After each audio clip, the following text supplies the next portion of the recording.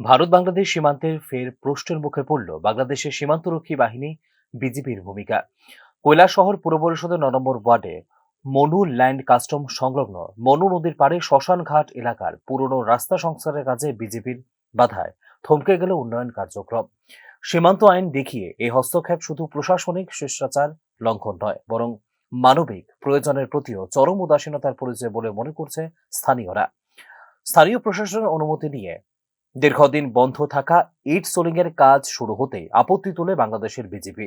আন্তর্জাতিক সীমান্তের ১৫০ গজের মধ্যে কোনো ধরনের নির্মাণ কাজ করা যাবে না বলে বিএসএফ এর হুমকির সুরে জানায় বিজিবি সদস্যরা। এর ফলে ঠিকাদারকে বাধ্য হয়ে কাজ বন্ধ করতে হয় এবং এলাকা ছেড়ে যেতে হয় শ্রমিকদের। সবচেয়ে উদ্বেগজনক বিষয় হলো যে রাস্তাটি সংস্কার করা হচ্ছিল তা কোনো নতুন নির্মাণ নয়, বরং বহু পুরনো ও জনব্যবহৃত একটি রাস্তা, যা শ্মশান ঘাটে মৃতদেহ বহনের একমাত্র ভরসা। সেই রাস্তায় ন্যূনতম সংস্কারেরও বাধা দিয়ে বাংলাদেশের বিজেপি কার্যত সাধারণ মানুষের মৌলিক মানবিক অধিকারকে উপেক্ষা করছে বলে অভিযোগ সাধারণ মানুষের। আপনারা জানেন, দীর্ঘ কৈলাসহর একটা চর্চিত বিষয় ছিল বর্ডারের বাঁধ নির্মাণ, যেটা বাংলাদেশ বাঁধ নির্মাণের পর আমাদের বহু জায়গা প্লাবিত হওয়ার সম্ভাবনা ছিল। তৎকালীন সময় এখানে মুখ্যমন্ত্রী সাহেবের হস্তক্ষেপে এখানে ইমার্জেন্সি টেন্ডার হয়ে কাজ হয়, যেটা এপ্রুভালের জন্য দীর্ঘদিন কাজ বন্ধ ছিল। তো গত সপ্তাহে এপ্রুভাল পাওয়ার পরে আমরা যথারীতি আজ 2 দিন হয়েছে কাজ শুরু করেছি।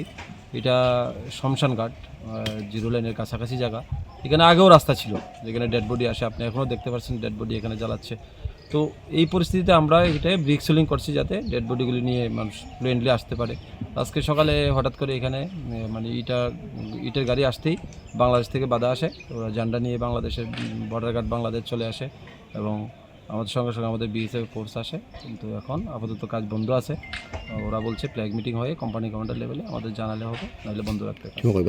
গুরুত্বপূর্ণ জায়গা কৈলাসহর সিনামল পাড়া থেকে এই শ্মশান ঘাটে এখানে প্রায় 400 মিটার জায়গা আছে। এটা এই রাস্তা দিয়ে বিএসএফের গাড়ি শ্মশান ঘাটের ডেড বডি আনা খুব গুরুত্বপূর্ণ জায়গা, এবং এটা মহকুমা অ্যাডমিনিস্ট্রেটিভও আমাদেরকে বলছে এই কাজটা সবার আগে যাতে করা হয়, যাতে ডেড বডিগুলি ফ্লুয়েন্টলি এখানে আসতে পারে। আমরা সেই কারণে এই জায়গাটায় আগে কাজ শুরু করি এবং এখানে আজকে বাধা আসে, এখন কাজ আপাতত বন্ধ আছে।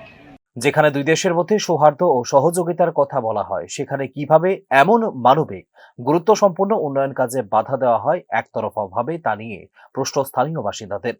এই ঘটনায় ফের প্রশ্ন উঠেছে বাংলাদেশের সীমান্তরক্ষী বাহিনীর আগ্রাসী ও অসংবেদনশীল মনোভাব নিয়ে।